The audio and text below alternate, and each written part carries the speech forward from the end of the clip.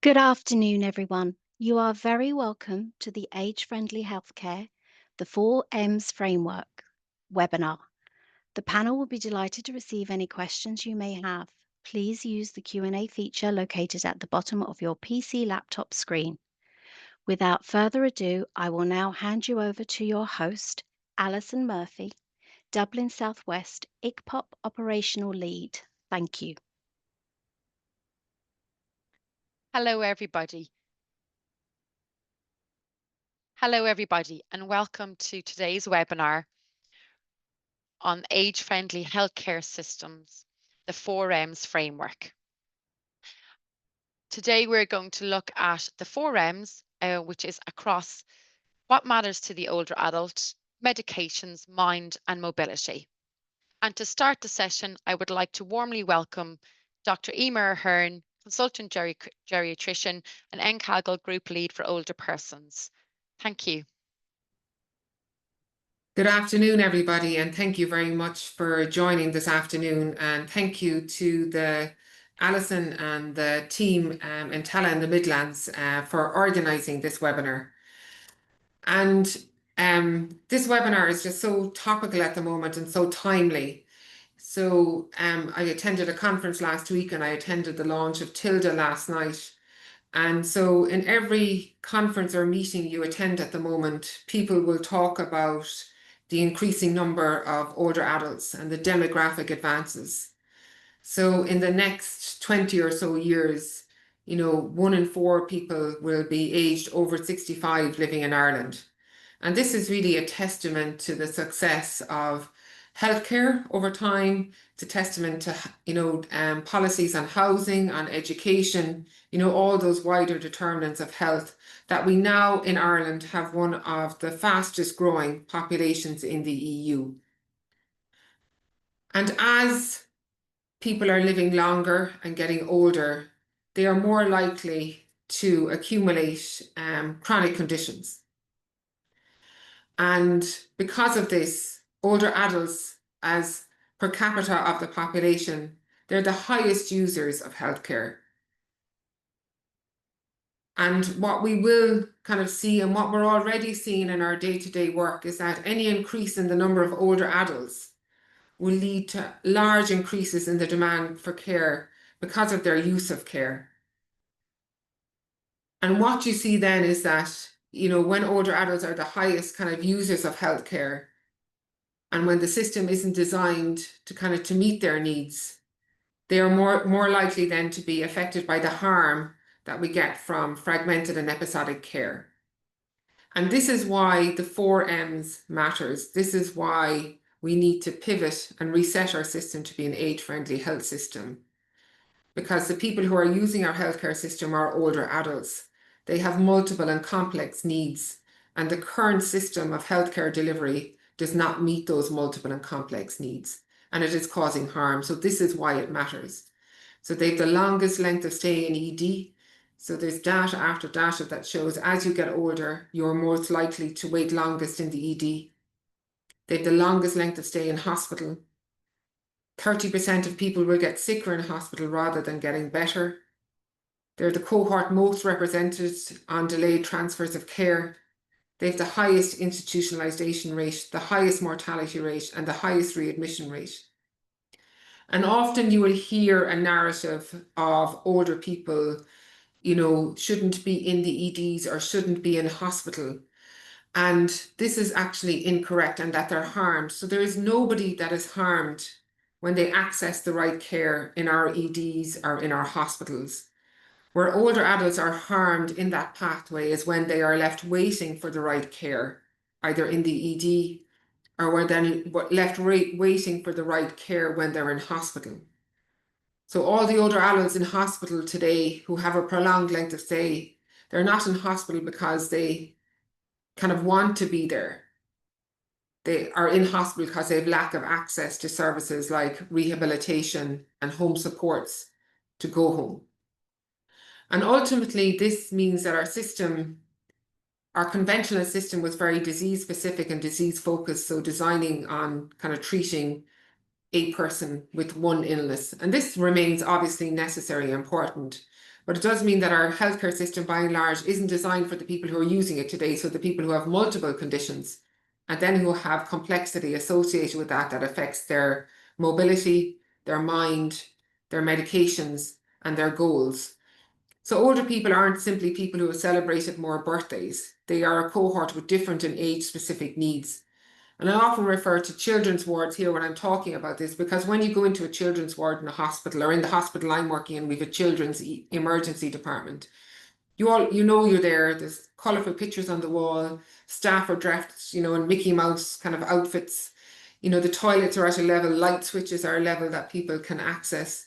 There's things that they can read. There's games for them to play. And it is like that because we recognise that they have different and specific needs for their age, but we don't do that for older adults. And the differences are that older adults will, when they're sick, they present differently. Their minds, their bodies, their personalities react differently when they're sick. They need bespoke assessments and treatment to get better, and they can often be harmed by the medications and treatments that we give to make them better. Critically, they need staff who are skilled to recognise all these differences and the nuances in their care. They need age-friendly environments to ensure dignity and to reduce harm. Like everyone, they need their families and friends, and they need time and access to rehabilitation to recover. And I often kind of grapple with this as in my role as a geriatrician and in my role as a national clinical advisor, despite knowing this, despite knowing the increasing numbers, despite knowing the differences in the care that people need and the harm that's associated with not giving it, there is still a gap between how we kind of adapt and deliver care that will align to those needs and to those numbers. And this is where the 4Ms framework, or age-friendly healthcare, really comes to the fore. And the vision is that by 2030, that Ireland will become the first country in the world with an age-friendly health system, where every older adult can live well and thrive. And what this means is that every older adult in every care setting will receive safe, effective, and person-centred care aligned to the 4Ms. And this vision is built on the 4Ms framework. And the 4Ms framework is an evidence-based clinical tool that really centres on 4 key interventions that, when applied to every older adult in every setting, will improve their outcomes, improve their experience of care, improve their carers' experience of care, and importantly, improve outputs for the system as well. And this really is around 4 things. So 1, what matters to you? So you understand what matters to the person, what are their health goals, their life goals, and how do we align care with that? 2, medication, for all the reasons that you know, for medications either being overprescribed or wrongly prescribed, or medications actually being, underprescribed. There's a kind of a therapeutic nihilism there when we kind of reduce doses because people are old, so people will be on sub-therapeutic doses of medications. 3, mind, so how do we assess and action people's kind of depression, kind of dementia, delirium. And 4, mobility, and mobility really is an umbrella term for how you live your life every day. So all the things you need to be able to function and to live the life that you want to live and that matters to you. And that includes interventions like across the disciplines, for example, mobility, occupational therapy, nutrition, social work, pharmacy. So all, the expertise that all of us have in working with older adults, how we bring that to play so that the person can live the life that matters most to them. And what is really clear is, an age-friendly health system. So the 4Ms as a framework. So really what it is a unifying framework that is based on evidence that will improve outcomes for older adults. And it really is a framework or a construct that we can all kind of, no matter what setting that you're working in, that you can kind of align your care with this. So it can be used regardless of whatever illness or injury you have. It's simple and robust enough to maintain a common identity across all care settings, but it's agile and elegant enough to adapt to local needs. For example, across the country, there's a huge amount of work being done in Tala, kind of going to tell you all about it kind of after me, but also through the National Ambulance Services and nursing homes around the country. And really what it is that in parallel to it being a kind of a clinical framework, it's also a cultural framework. So we're really kind of shifting the way our healthcare system, to be led really by the need, will, and preference of older adults. And last night for the TILDA Report 6 was launched last night, and I was at the launch last night, and we're going to link it in the chat here. But for any of you who are interested, there was a chapter on the 4Ms. So again, they looked at all the data like over time, and they looked through the lens of the 4Ms, through what matters: mobility, medications, and mind. And it's the first time, I think, in the world, but certainly in Ireland, where we've been able to articulate what that complexity of need is in real kind of tangible terms, for people kind of working in the system. So next slide, please.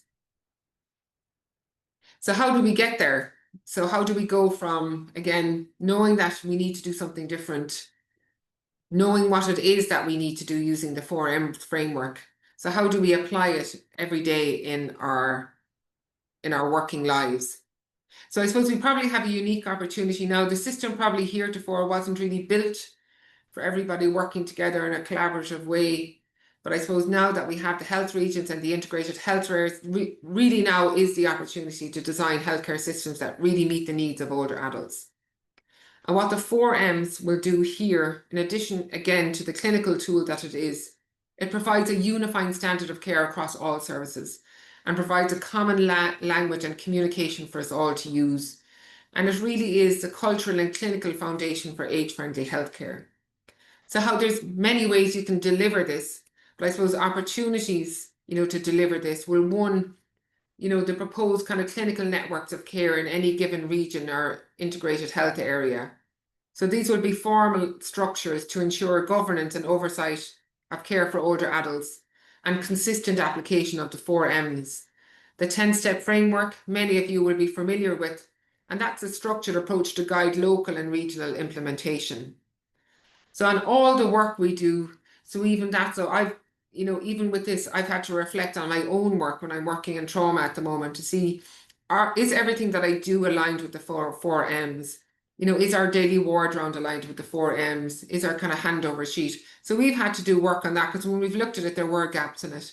So anytime you're planning either kind of clinical work or any regional kind of strategies or service plans to ensure that they're aligned with the 4Ms. And critically, it is about measuring. And I suppose that was the real relevance of the TILDA chapter last night. How we measure this, and then how we would translate that into measuring kind of better outcomes, experiences, for our older adults. And the evidence is increasing kind of every day and emerging on the impact on older adults in terms of better outcomes, better impact on people who are important to them. Impact on staff, I think it's like critical here.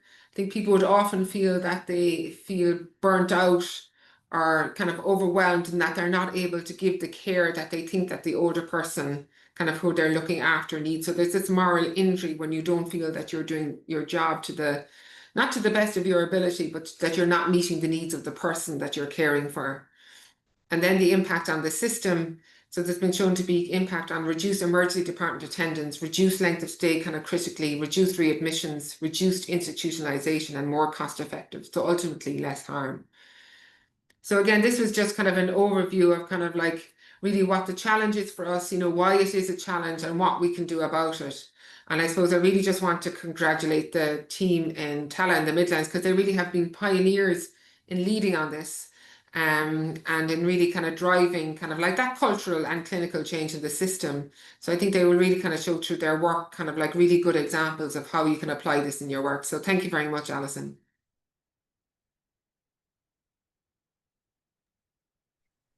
Thank you very much, Emer. And thanks for that overview, and also brilliant to hear that being reflected in the TILDA study, which we will talk about as we go through the presentation today. So thanks a million. And now I'm going to hand you over to Holly and AJ, who are going to bring us through the what matters part of the 4Ms.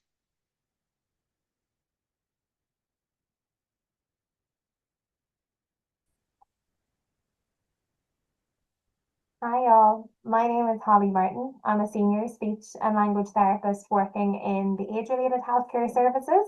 This is my colleague AJ Kelly. clinical nurse specialist on the Gerontological Emergency Department Intervention Team, also known as Frailty at the Front Door team. We are based here in Tallaght University Hospital. In this section, we are going to discuss what matters, this element of the 4 M's. So, what does it mean? The meaning behind what matters. What matters is one of the evidence-based elements of the age-friendly healthcare system or model known as the 4 M's. Asking about and acting on what matters to older adults means knowing and aligning care with each older adult's goals and preferences. So this is true for all care settings, community services, acute care, residential care settings, GP and primary care settings also. Health outcome goals. So this refers to the most important values and activities for the older person in their life. These health outcome goals may motivate them to maintain or improve their health, and they could also be impacted if the older adult's health changes or declines. Care preferences. This refers to healthcare activities that the older person is willing or able to do or receive. They also include what healthcare activities they are not willing to do or not able to receive and do as well. This is important for us to know. It's the why. Why we need to know and act on what matters for older adults. So, in order to provide high quality care, we as care team members need to ask about and understand what matters to each adult. Understanding what matters most to each older adult ensures that care aligns with their will and preference. In addition to that, by learning what matters most to that person, we can achieve better outcomes in their care and increase staff satisfaction. Thank you, Holly. So how to know what matters to the older adult, okay? How do we know what matters to them? We need to ask them. This helps the care team members to know more about the older adult and what is important to them. Any care team member can initiate and document a what matters conversation. And these conversations can take place across all care settings. It involves exploring and understanding the older adult's life context, their story, their preferences, and their priorities. These conversations may be broad and discuss non-health related topics like family, pets, and hobbies. Guided questions can include, what is important to you today? What do you worry about? What are some of your goals you hope to achieve in the next 6 months? What else would you like us to know about you? How do you learn best? Do you need written documentation? Would a video be appropriate? That sort of thing, enabling the older person to express their needs. As well as understanding their life context, these conversations should be grounded in the older adult's health status and care needs. These conversations may occur when there is a new diagnosis, a change in the older adult's health status, or at a time when a decision needs to be made around treatment. Some guiding questions include, what is the one thing about your healthcare you want to focus on? What are your most important goals now as you think about the future and your health?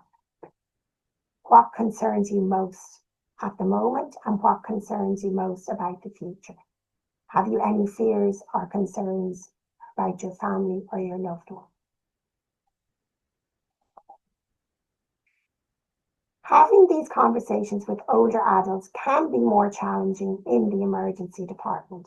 However, it is important that these conversations take place across all care settings. Having previously documented what matters conversations facilitate staff to give the best care to patients and the best appropriate care. Asking what matters questions anchored in the older adult's preferences and goals are important in the emergency department setting as well as in other settings. Some key questions here may be, what is the most important thing to you today? Is there anyone or anything that you may wish to have with you at this time?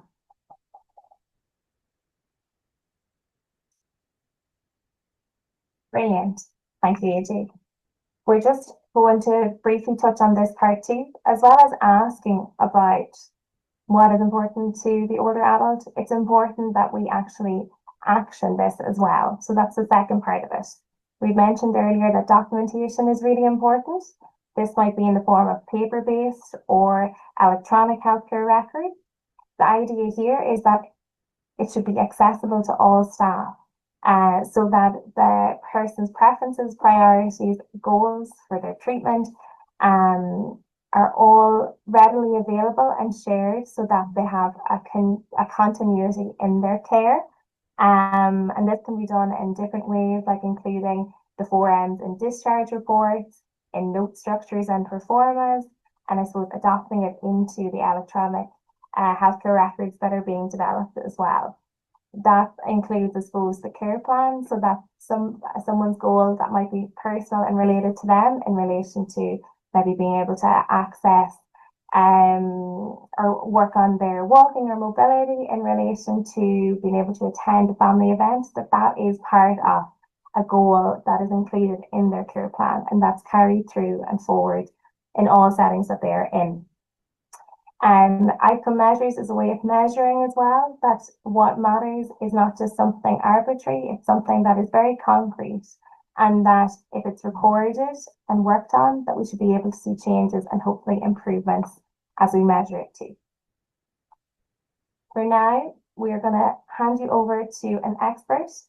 We're going to watch a video and listen to an older adult about what matters to them. If you have any concerns about your mobility, don't hesitate to talk to your doctor or physiotherapist. So for me, the most important thing was to make sure that my wife could come back home after a long stint in hospital. I worked with the healthcare team to make sure that that could happen. They helped us get access to the equipment we needed, such as wheelchair, commode, mobility aids. I also needed to make sure we had the proper care for her daily needs. Thankfully, we were able to get home help organised by the HSE, which was a huge help to both my wife and myself. As a caregiver, it can be overwhelming, and I did need some guidance. I wasn't sure how I would manage, but the healthcare team listened to our concerns. Thank you so much for tuning in today. We've talked to you about the element of the 4Ms, what matters. This is an important topic, and I hope that you're taking away some learning pieces in relation to what matters. By centering care around what truly matters to the older adult, we can improve outcomes, respect their preferences, and provide compassionate, person-centered care across all settings. We encourage you to start and continue these meaningful conversations with the older adults that you care for, because understanding what matters is the first step to making a real difference. Some resources, just to point out also, are available from the Institute for Healthcare Improvement. There's a toolkit involved here and a getting started guide that gives more information about structuring these what matters conversations, what to do before them to get ready, during and afterwards as well. Thank you so much. Thank you. Thank you. So thank you to Holly and AJ there for that presentation, and to our patient partner for very kindly recording that video with us. So now I'm going to hand you over to Louise Kelly, who is going to talk you through the next part of our 4Ms, which is medication. Thanks, Alison. My name is Louise Kelly. I'm the Advanced Nurse Practitioner for the Age-Related Assessment Unit here in Tala University Hospital. And I'm just going to have a chat through the medication part of the 4Ms. So a medication review is a really important part of caring for older adults. Like polypharmacy, there's no consensus on the definition of a medication review. And so reviews vary in depth and quality. There is a growing recognition, however, that it should be a patient-centred process. The NICE guidelines on medicines optimization defined medication review as a structured, critical examination of a person's medicines with the objective of reaching an agreement with the person about treatment, optimizing the impact of medicines, minimizing the number of medication-related problems, and reducing waste as well. So it's really important that we're establishing patient goals of care. The potential risks versus benefits of each medication is no easy task, and the deprescribing process may be more complex and challenging than the initiation of drug treatment. We are talking about a particularly vulnerable group of individuals, and as prescribing has the potential to cause harm, so too does deprescribing. Medications with potential for adverse withdrawal effects should be deprescribed one at a time. However, deprescribing of more than one medication at a time may be appropriate if there's clear evidence that they're causing harm. I know Dr. Emer mentioned briefly about yesterday's launch of the TILDA report. And just to mention that with increased age, older adults are often prescribed multiple medications to manage multiple chronic diseases. And TILDA have previously shown that 76% of people approaching end of life had potentially inadequate medications, and 56% had questionable medications, underscoring the need to regularly review and optimize medications to minimize risk. So I'm just going to briefly mention some common high-risk medications. This list isn't exhaustive, but it's just to sort of, I suppose, plant the seed of the type of medications we should be looking at when we're doing a medication review with our patients. So drugs such as the anticholinergics, benzodiazepines and hypnotics, and sometimes with the benzodiazepine type medications, we'll see that our patients have been on them historically and can be quite attached to these drugs. Opioid analgesics such as morphines, tramadol, codeine, these medications should be used for short-term severe pain, and it's just having a little bit of insight into them. Antidepressants such as amitriptyline or anti-epileptics, corticosteroids, prednisolone, etc. And then we have dopamine agonists, which we see a lot in our Parkinson's patients, and our antipsychotic medications as well.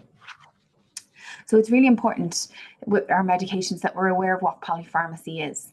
There's lots of different definitions out there, but I suppose this is one of the nicer and straightforward to the point. Polypharmacy is defined as the routine use of 5 or more medications. And I know in my day-to-day practice, most of my patients are beyond 10 medications. Addressing polypharmacy is an international patient safety priority, and the Irish longitudinal study TILDA recommend regular medication reviews for older people living with polypharmacy. So moving on from this, we're just going to discuss Mrs. Murphy. So we want to have a look at Mrs. Murphy's medications and see if they're putting her at risk of delirium or falls. So this is Mrs. Murphy. She lives at home alone, but has many supportive family members living nearby. Mrs. Murphy has multiple comorbidities with a history of hypothyroidism, hypertension, atrial fibrillation, osteoarthritis, chronic constipation, and urinary incontinence. She was admitted to hospital following a fall and some recent confusion.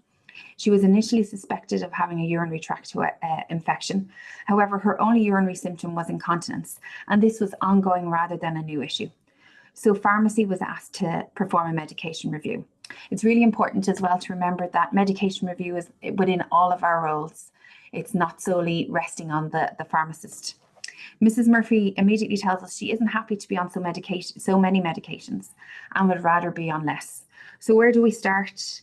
What do we do? How do we select a tool to aid our medication review? What are we looking for? What are the high-risk medications? And what about prescribing cascade? So just a little bit about the prescribing cascade. It's another leading cause of inappropriate polypharmacy, where medication is started to treat a side effect of another medicine. In this example, Mrs. Murphy was complaining of pain and was prescribed a non-steroidal anti-inflammatory drug. A side effect of this was she developed hypertension, for which she was treated with a calcium channel blocker, amlodipine. Amlodipine caused ankle swelling, and to treat this, she was started on a diuretic on her regular prescription. She then went on to develop gout as a side effect of her diuretic, and her cascade continues. So recognizing prescribing cascades is essential in the older adults, especially those living with frailty. It's important to remember that our patients are complex. They have multiple comorbidities, and we need to acknowledge this throughout the medication review process. So selecting a tool for a medication review. I might just get you to, thanks Alison. There's lots of different tools available for us to aid our medication review. I personally tend to use the NHS Scotland 7 steps as it's quite patient-centred. And we're going to go through the 7 steps of Mrs. Murphy's medication review. So step 1 is to establish what matters to Mrs. Murphy. We must assess her goals in terms of her longevity, function, quality of life, and align the aims of the drug therapy with her wishes. So patient decision aids, or PDAs, have been developed by the NICE, among with others, to assist with informed decision making, weighing up possible advantages and disadvantages of treatment. Step 2 is to identify what is essential drug therapy for Mrs. Murphy. We must check for a valid indication for each drug. Is the drug replacing an essential hormone, such as thyroxine? Is the drug providing symptomatic relief, such as a Parkinson's medication? And if yes, then it is essential and should not be prescribed. The STAR criteria can be used to help identify recommended therapies that should be prescribed. Step 3 looks at whether the patient has taken unnecessary drugs. The dose may be inappropriately high, such as esomeprazole 40 milligrams for gastroprotection, and the indication may have expired. So biphosphonates for more than 5 years with a low fracture risk.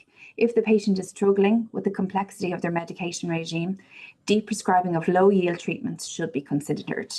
Those medications may be such as proton pump inhibitors. Long-term high dose therapy is rarely indicated. Oral hypoglycemics, so if we can reduce or withdraw them if the patient is experiencing hypoglycemia. Aspirin, the bleed risk may outweigh the benefit for primary prevention. Heart rate control, so looking to reduce or withdraw if the patient's pulse is less than 60 beats per minute. And antihypertensives, to reduce or withdraw the dose if the patient is experiencing postural hypotension. Then we're going to move on to steps 4, which is to ask if the therapeutic objectives being or are likely to be achieved. Other than symptom relief, can we look at targets such as blood pressure? We need to consider the time to benefit of a drug treatment. Step 5, we're identifying safety risks or adverse drug reactions. Ask if the patient is suffering an adverse drug reaction or is at risk of an adverse drug reaction. Is Mrs. Murphy can she tell us about her experiences with her medications, and look for evidence of prescribing cascades? Consider drug level monitoring for high-risk drugs and harmful effects on organ function for others. Step 6, we're going to identify unnecessary costs. So we're looking at whether the drug therapy is cost effective.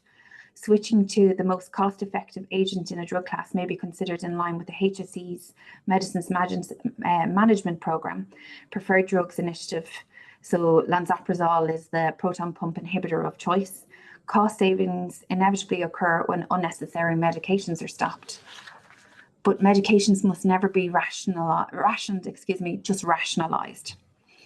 Step 7 asks if the patient is willing and able to take the drug therapy as intended. We have to tailor our drug regime to our patient.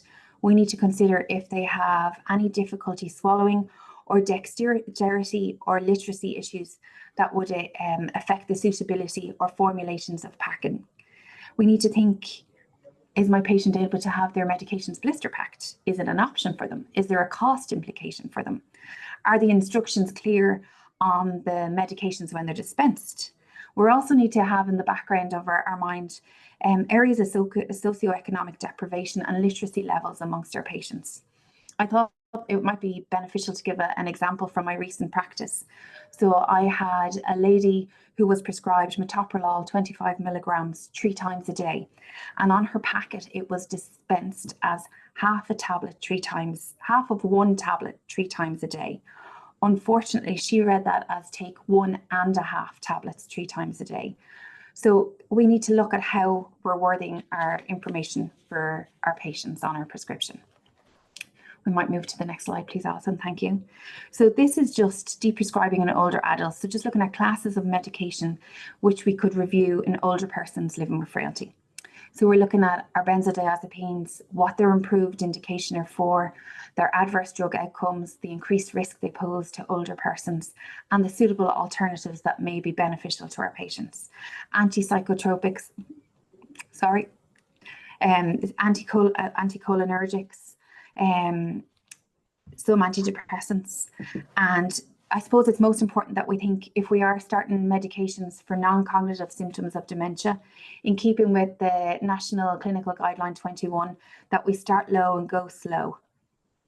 I think that's pretty much it there, Alison. Thank you.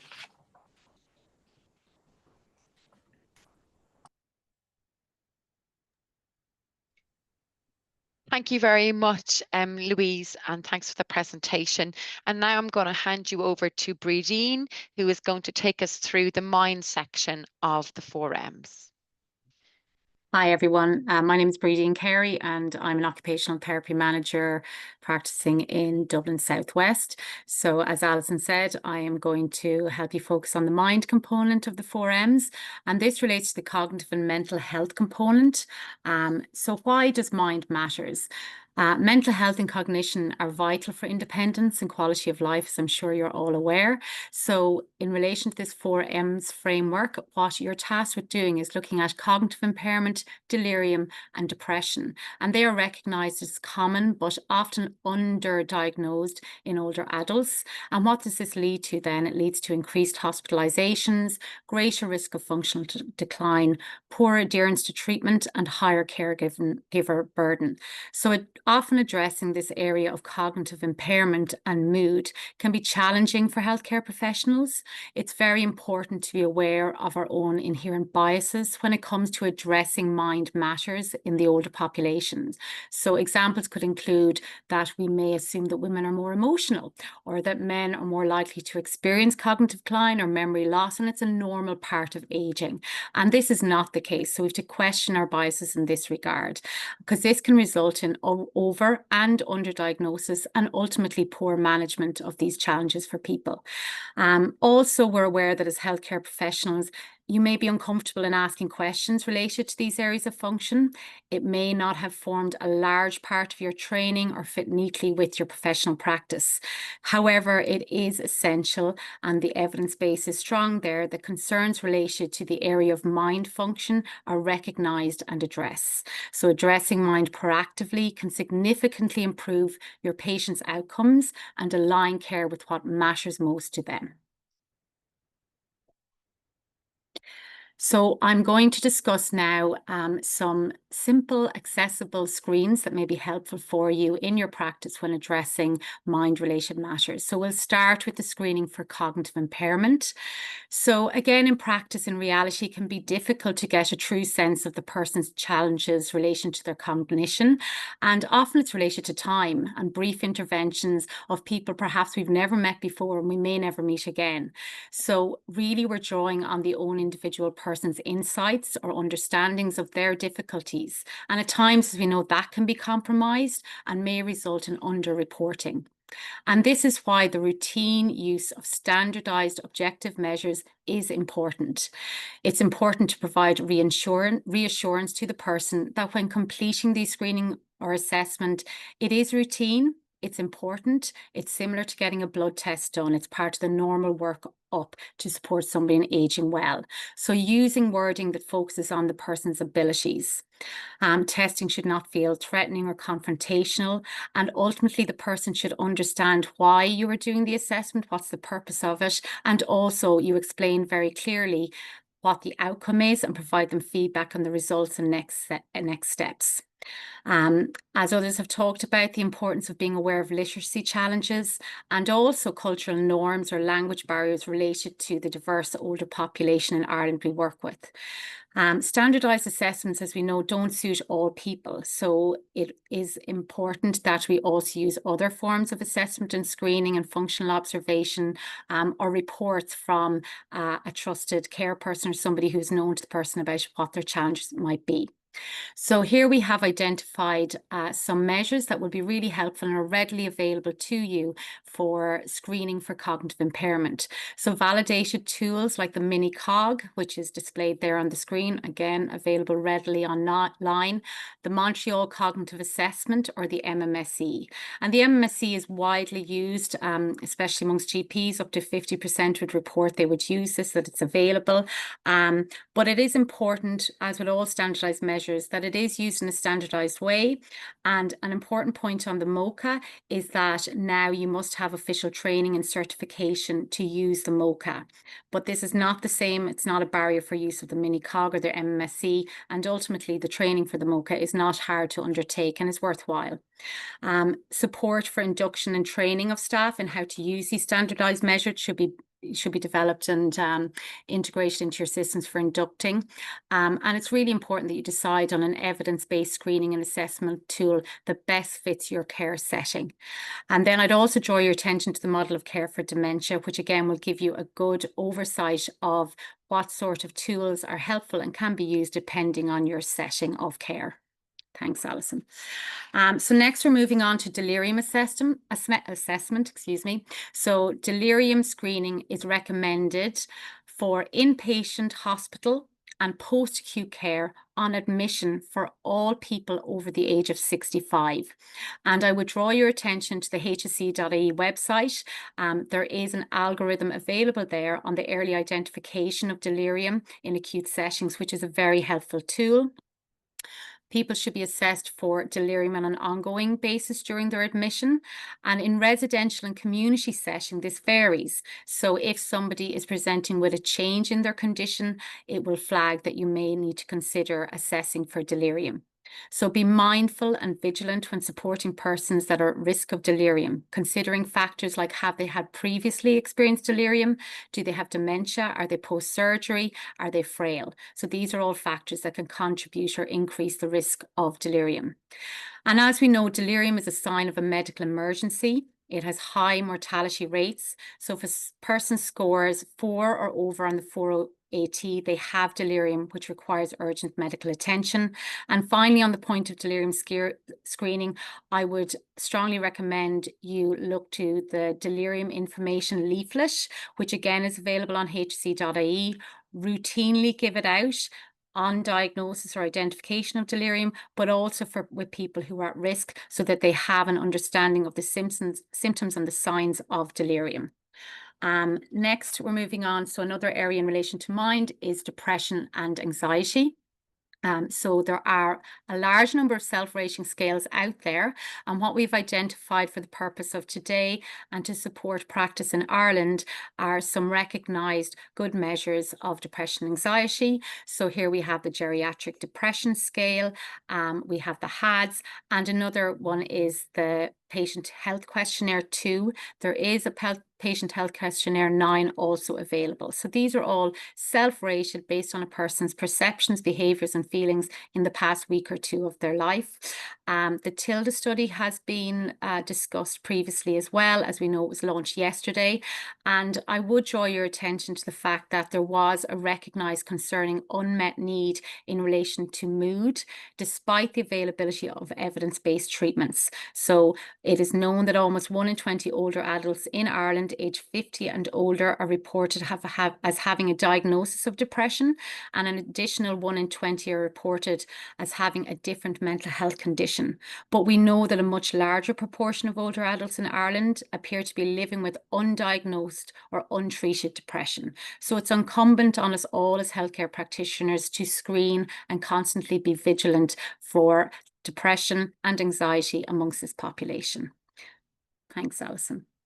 Another aspect to consider when we are looking at mind assessment is around medication review. So what we should try and do is be aware and identify medications that may contribute to a person's cognitive changes or mood disorders, and also be mindful of the functional impact. So how does cognition or mood issues affect their daily function, their engagement in their normal routines and habits, and observe their behaviour, and often looking to somebody who is known to the person who may be a good historian to support this information gathering with the person.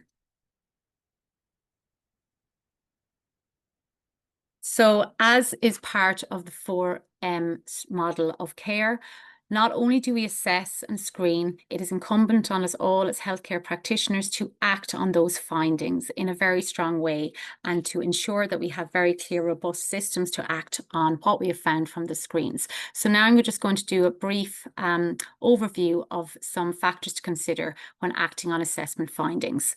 So early intervention and referral is key. We act on presenting challenges. We provide reassurance and validation to the person's lived experience. We acknowledge what they are experiencing and recognize and name these challenges for them. So very clear communication is key. And we ensure that there's a suitable plan of care based on their challenges, and also being mindful of what resources are available out there. So onward referral to specialist services is an important piece of your intervention, but being mindful that it's not always possible for them to gain access to these services immediately. So you must think of what information and guidance you can provide now that will help and support them on their journey to getting further support. And again, I draw your attention to the Model of Care for Dementia in Ireland, which is a really good resource to guide how you would direct somebody who is at risk or presenting with dementia or has had a recent diagnosis of dementia. We also look to manage underlying causes. So this particularly relates to delirium. So for delirium, the root cause can present for a wide variety of reasons, and some of them are given on the top right-hand corner there. And these must be investigated. Again, as we know, delirium is a medical emergency. It can present for many reasons: dehydration, urinary retention. Somebody could have an unmanaged pain issue. So it's addressed by treating the underlying cause. So it's important at this time, if delirium is recognised, that the person is kept safe and secure and that the underlying cause of the delirium is treated immediately. So again, I would suggest you look to the integrated care pathways for dementia and delirium algorithms, which are available on hsc.ie. It's a very helpful resource. And again, look to the delirium leaflet that goes alongside there. And the next is providing supportive care. So knowing about and referring older adults and their caregivers to local community-based organisations and resources to support them with education. So there are local dementia directory of services. Again, if you don't have one in your area, it's something it would be worthwhile looking into and looking at other directories of services that are available out there and building on them. The Alzheimer's Society is a tremendous support and a place to go for education and advice for family caregivers. So they can provide information and support, and to identify, ask the older adult, who should you go to for help, and giving them recommendations about what would be good supports for them. And you must monitor and follow through with any referrals, and as well, just trying to provide recommendations to maintain general cognitive health. So sometimes it's just giving guidance and advice around staying physically active, controlling risk factors, and staying socially connected. And then the other piece is in relation to medication optimization, which has been discussed in detail before me. So the idea is to adjust or deprescribe medications that may impair somebody's cognition or mood. And in relation to somebody's mental health needs, it may be required that they're referred for therapy or counselling if that is their wish, to help with their depression and anxiety. And again, I would advise you to go and look at your mentalhealth.ie. Lots of really helpful resources there for clinicians. We know that there is the HSC National Counselling Service that's available to anyone over the age of 18 who has a medical card. And again, if somebody wants to engage in that counselling service, it would be important to refer them on to that. And finally, then we have, there is a pathway to refer to psychiatry of later life if there is a concern around a mood disorder. So the final piece of the 4Ms we know about is the importance of documenting what your findings are. So taking note of the assessment findings, whether it be the cognitive screening results or your delirium status or the mood assessments, documenting any interventions you've undertaken, treatment plans, medication changes, referrals onwards. clearly identifying the patient's goals, what matters to them, what is important to them in relation to managing their mental health and cognition, and perhaps those of the caregivers as well. And then making a clear follow-up plan that the person is aware of, that they've engaged in and agreed to and helped design. So monitoring their schedule and reassessment plans, and including the 4Ms and their discharge summaries. The electronic healthcare records can be helpful, but in the absence of them, seeking permission to share information you've gathered, perhaps through screens or assessments or treatment plans, onwards when you're sending on referrals. So in summary, it is important to support mind in older adults, as we've discussed, to complete a comprehensive assessment, use standardized measures as needed, to act promptly, especially when it relates to delirium, which is a medical emergency, to refer onwards, to optimize medication and provide support there and then, and ensure onward referral to further supports. And then finally, to document thoroughly and clearly and share that information onwards as part of an integrated network of care. So this approach improves quality of life and aligns care with patients' values and goals. Thank you for listening. Thank you very much, Bridine, and thanks so much for that overview of the mind part of the 4Ms. So now we're going to move on to the mobility section, and I'm going to talk you through that myself. So as we know, mobility for the older adult is really important, and impaired mobility can lead to an increased risk of falls, fractures, reduced ability to perform their everyday activities, a greater dependence on caregivers, higher utilization of our healthcare and associated costs with that, and reduced quality of life for our older adults. So addressing mobility issues proactively can help significantly reduce these risks, improve patient outcomes, and align care with what matters most to the older adult. So like everybody else has spoken through, we're going to look at the two drivers. So firstly, how we assess for mobility, and then how do we act on our assessment findings. So in terms of mobility, and as Emer mentioned earlier, mobility encompasses lots of different elements of care of older persons, and some of which we will speak about today, like frailty, sarcopenia, and we will work through them. So in terms of assessing mobility, you can learn a lot about a person's mobility by observing them. Watch how they walk from your waiting area to your clinical room. If you're doing a domiciliary visit, how do they answer the door? How do they walk to the door? How do they get up out of a chair? And building observation into our daily routine. In terms of objective measures of assessing mobility, we should all be including an objective measure of mobility into our assessment for older adults. So I'm going to talk you through a couple of options. So firstly, we have gait speed, and that is essentially the time it takes for an older adult to walk 4 meters. And we've got cutoff set by the European Sarcopenia guidelines and also the World Guidelines for Falls Prevention and Management. And they have a cutoff speed of less than or equal to 0.8 meters per second. And again, we can incorporate this into our daily routine. We could have a 4-meter walkway marked out between your waiting area and your clinic room, or between the waiting area and the ED assessment room. Or we bring a 4-meter ribbon in our bags when we're going out doing home visits, so that we can easily and accessibly do an objective outcome measure. There is other options. So another one is a 5 times sit to stand. So if we're a bit more limited in terms of the space that we have, we can do the 5 times sit to stand, which is essentially how long it takes a patient to stand up from a chair and sit back down 5 times without using their arms. And the European Sarcopenia guidelines has a cutoff of more than 15 seconds, or if they're unable to do it without using their arms, that would be a positive screening test for reduced mobility. We have the short physical performance battery, and that's recommended by the World Health Organization, and that's a composite measure which includes our last 2 measures of gait speed and sit to stand, and also includes a balance scoring, and a score of 0 to 9 on this tool will indicate limited mobility. And then finally, another option is our timed up and go, where the patient stands from a seated position, walks 3 meters, turns around, walks back. And again, we've got cutoffs and slightly different cutoffs on the 2 different guidelines. So when we look at sarcopenia, and sarcopenia, low muscle strength is indicative of sarcopenia, and sarcopenia obviously really affects our older adults' mobility, and it is associated with adverse outcomes such as hospital admissions, increased functional limitations, decreased mobility, increased falls risk, and a decreased quality of life for our older adults.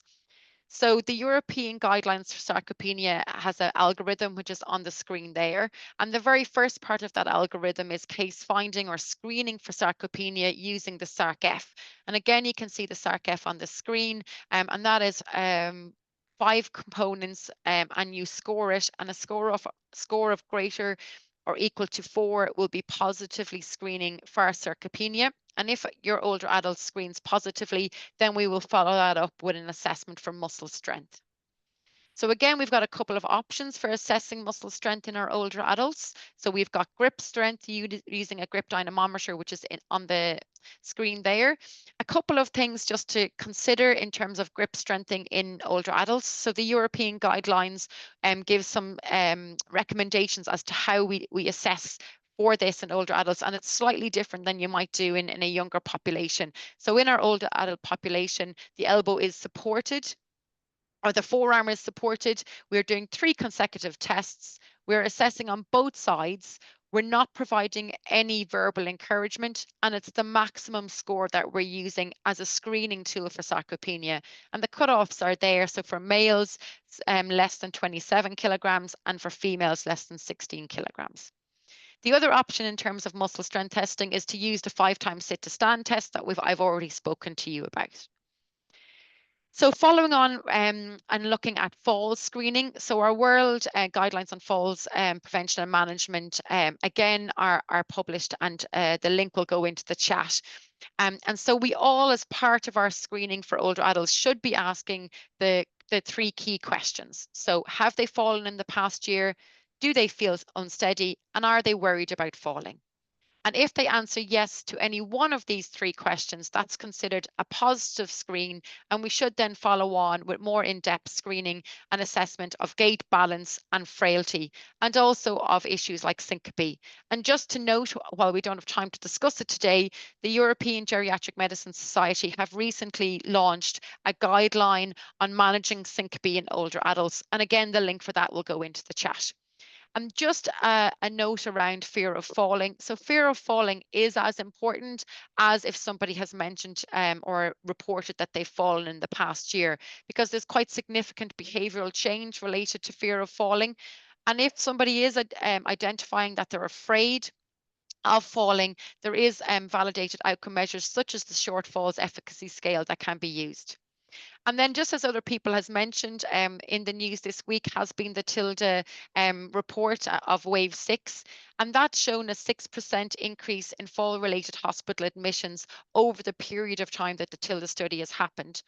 And just reflecting back on the medication part of that, in the same time period, prescription of medications that increase falls risk has actually increased by 17%.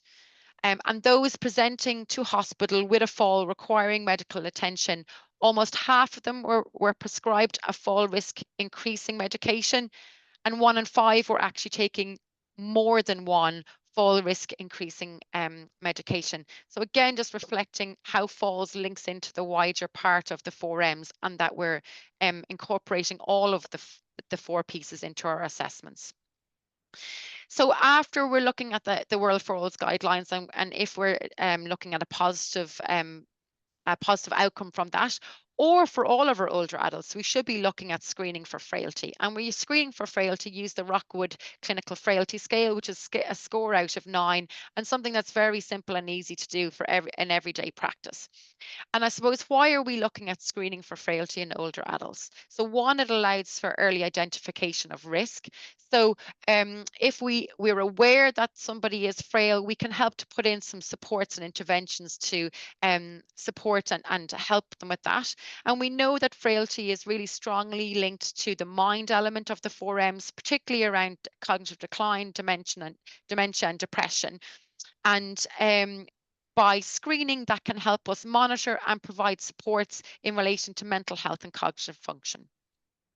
Screening for frailty helps to prevent the adverse outcomes of frailty, which includes increased falls, prolonged hospital stays, a higher rate of admission to long-term care, and higher mortality rate. It allows for us to target interventions for the older adult, so specifically around exercise programs, nutritional support, medication reviews, lots of the things that we've already talked about. It helps improve healthcare utilisation. So if we're all screening as part of our everyday routine, patients will be referred to the appropriate community supports ever before they get to our doors of our EDs. It allows and supports that shared decision making, so with our older adults and their families, and helping to make informed decisions aligned with their personal goals, and that being informed by prognosis, treatment risks, and benefits in the awareness that this person is presenting with frailty. And just to note, there is the reversibility potential, particularly in the early frail older adults. So it's important that actually we can help reverse and address frailty. So a couple of other things to note in the mobility section. So in terms of functional assessment, so functional assessment, we're looking at activities of daily living, such as feeding, personal care, dressing, toileting. And there is a validated outcome measure that we can use, such as the Bartel index, to look at our ADLs. And then we also should be looking and observing and noting, documenting our instrumental activities of daily living, our IADLs. And that's more around medication, transportation, meal prep, financial management. And there's a validated tool called the Lawton Brody that can be used to assess for IADLs. So in mobility, as we talked about, there's lots of different elements of the care that impact on mobility, and continence is one. So how continence aligns to our 4Ms. So continence is really obviously linked to dignity and independence of quality of life. And older adults who have issues with continence can start to change their behavior and socially isolate themselves. Also, continence has an impact on our medication. And it can impact in terms of adverse effects of some medication on continence.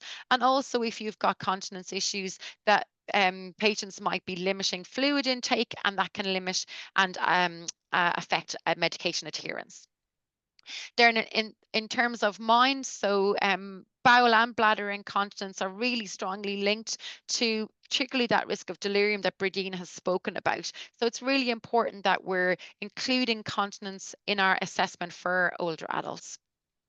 And then lastly, in terms of the mobility section, so we can get functional incontinence, so where an older adult physically can't make it to the bathroom in time, and we'll class that as a functional incontinence. And obviously incontinence can also reduce, and as I already said, the older adult going out and taking part in physical activity due to the fear and that kind of dignity issues. And that can then further impact on muscle strength, leading to sarcopenia and frailty that we've kind of been discussing throughout this webinar today. The other issue that we need to address for older adults is that of malnutrition, and there are several different screening tools to do this. I have just got one example on the screen, which is the MUST screening tool, but there's plenty of others, so it's not exclusive to that. So again, malnutrition can significantly impact an older adult's quality of life and what matters to them. It can affect and have an impact on medications. So one, how medications are absorbed, and also around kind of tolerance and medication efficiency. In terms of mind, malnutrition or poor nutrition can have an impact on cognitive function, on the risk of delirium, and on depression and other mental health issues.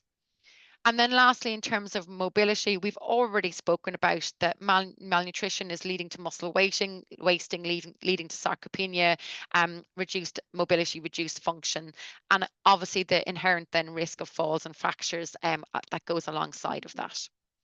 So we've kind of talked about how we're assessing mobility and building that into our everyday practice and the use of some validated tools to do that. Now we're going to talk about how we act on those assessment findings. So just in short and in brief, we're looking at agreeing that kind of goal setting with our older adults. What's their goal, aligning it to what matters to them, and setting and monitoring that. We're ensuring that we're mobilizing the older adult frequently and safely.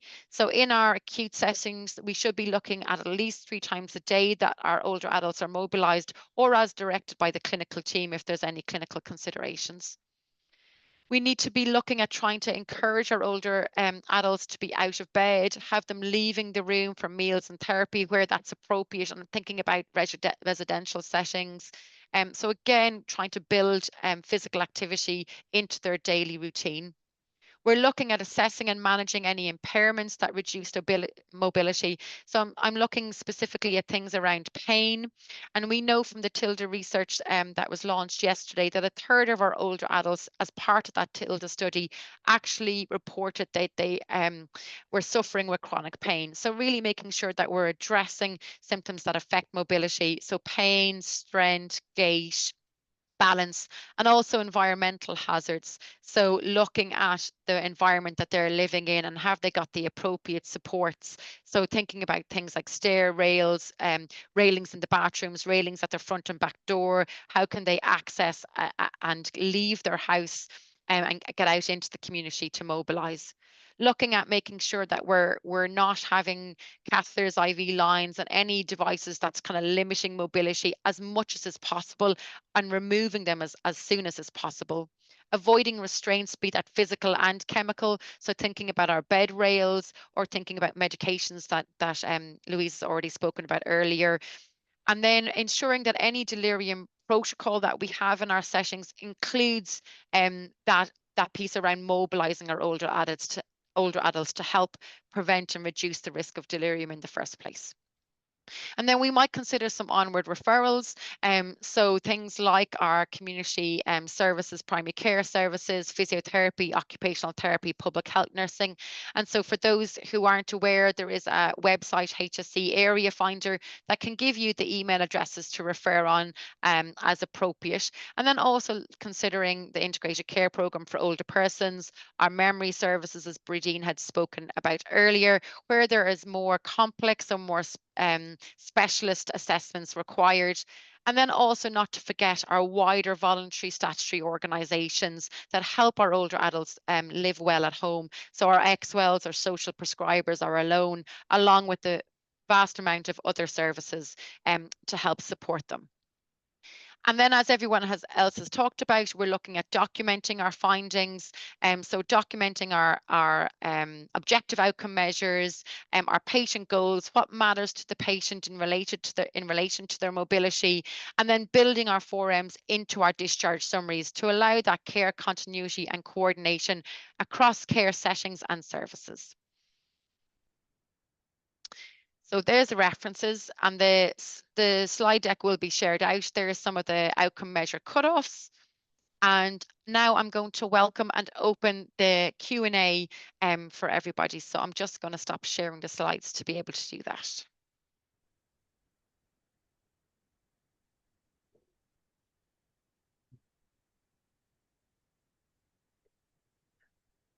I think I've answered some questions, Alison, in the chat already. So there was a few questions in around, how you can, and I think you've really illustrated that really well. So this is largely kind of a specialist kind of gerontology kind of setting where you've applied this, but it also can be applied kind of in any setting. So I think there's a lot of questions in about somebody in a CHN team, how they could adapt it, then FIT team, inpatient team.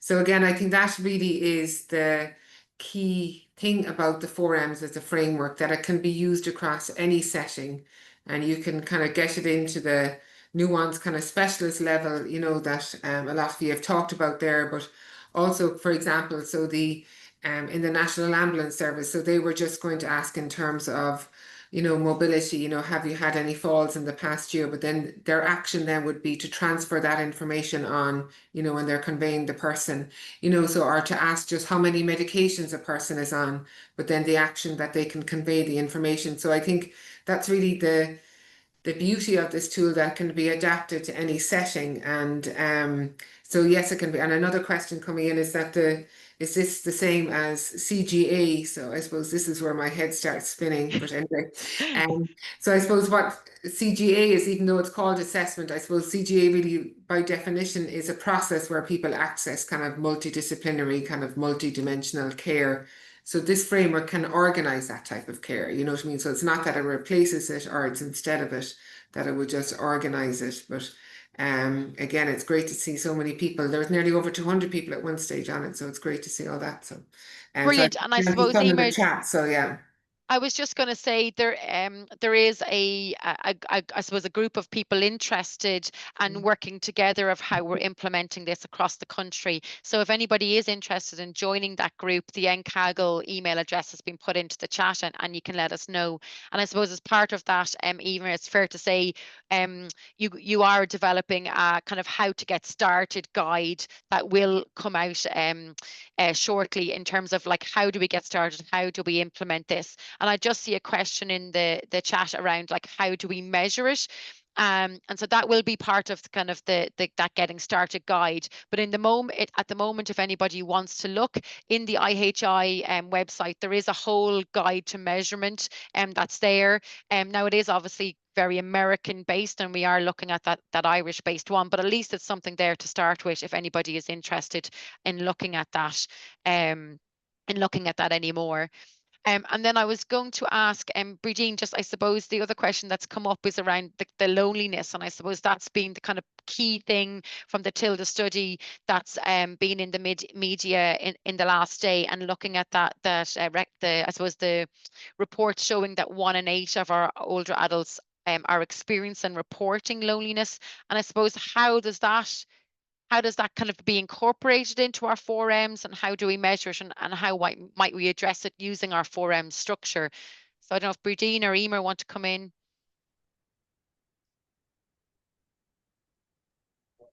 Do you want to come in there, Bridine? Yeah, so yeah, no, absolutely, that did come up in the Tilda study, and it is a growing area of concern, obviously, with an aging population and increased isolation for people. Loneliness is a real lived experience that impacts on mood and general health. So there is a modified 5-item version of the UCLA loneliness scale, which can be used to measure loneliness, just to get a measure of it. So they would look at things like, how often do you feel you lack companionship? How often do you feel left out? Those sort of things, and you can put it on a scale. So it is a lived experience, but ultimately it's not just screening for, because often people report loneliness. You have to ask. So you can have a lovely fancy scale, but actually it's the asking piece. And how are you feeling? Do you feel lonely and isolated? That's enough. You don't need fancy scales necessarily. And once a person has identified and recognized that, again, acting on it and giving them guidance and support and reassurance, and helping them name that experience, and that it isn't actually good for their health, and they're, maximizing their life and their lived experience to feel lonely and isolated, and what are supports that are out there to help them with that. So there is, Age Action alone. There's tremendous supports and resources. There is, even yesterday there was a launch of, exercise and resources classes. There's lots out in the community, in your local community. So again, incumbent on you to explore that. The local councils as well have tremendous resources available for older persons, to get them out and about in their community and meeting and connecting. So yeah, it's a real issue and a real detriment to health, loneliness, that should be addressed. And I'm just looking through the chat, and I see, Emer, you've provided some kind of answer, but just I suppose that what matters to me in terms of community services, primary care, feels a little bit more accessible, and maybe that there's other elements of the 4Ms, such as the medication part, where if you're working as part of a primary care team, you don't necessarily have I suppose the GPs there kind of relative easily accessible in terms of that piece at your clinical team meetings often. And how do we sort of address that, and how can everybody look at incorporating all parts of the 4Ms into their various structures? Oh, sorry, I couldn't come off mute there. Yeah, I think I thought it was interesting there when it was brought up there about the CHN team and that they've incorporated what matters. I suspect that if they probably looked at what they're doing in their complex cases and their MDT, they're probably addressing a lot of the 4Ms in it, but don't kind of recognize it, in that format. And it can be, but again, I suppose that is really the beauty of it, the agility of it. You know what I mean? So it doesn't necessarily have to be the in-depth kind of medication review, that we heard about, but it can be, counting the number of meds and actually kind of, actioning kind of like to have a review with your pharmacist, to have a review with your GP about that. So it doesn't necessarily kind of need to be kind of to the depth, because this is obviously it's a specialist kind of service that we talked about there. So I think that's it. But this isn't, and I suppose really what I'd like to kind of get across is that this is a really kind of, this framework really resonates with people when you talk about it so clearly and the real interest in it. And it isn't prescriptive. And I would say really people want to reflect on your own practice and see if you're already doing it, and then start anywhere. So if there's something that is your strength within your team, so there's somebody talking about making every contact count. So that's a real strength around what matters in intervention. So I think it is to, to start somewhere with it. And, if you have a specialist kind of dementia kind of service or whatever, start with mind, and then to build it up on that. But certainly, it is about the synergy of them all. And it's very hard to do one. It's very hard to talk about medications without talking about mobility or your mind. So you'll actually find as you start to do it that it's kind of quite difficult to do them in isolation from each other, actually, because they all have an impact on each other kind of domain. So it does get quite hard to actually kind of just to contain it, which obviously is a good thing. And so I'm very conscious that we're a little bit over time, so apologies. And for those who have hung on to the last minute, thank you very much. We very much appreciate it. And just to flag that we do have a survey that's in the chat box. So for anyone who has been able to join, if you could do that, that would be really, really appreciated. So I'm just going to hand back over to Emer just to close the session for today. And again, thanks to everybody for joining us. Thank you very much. I'm actually just really excited by the session. I really want to thank Alison, Holly, AJ, Louise and Brideen. And I think so as a geriatrician, I actually learned a lot from the sessions today. And I think again, with the 4Ms, I think just all the disciplines that have been involved, all the questions that have come in from the different sessions, there is so many people kind of working in this area and so many people that this resonates with.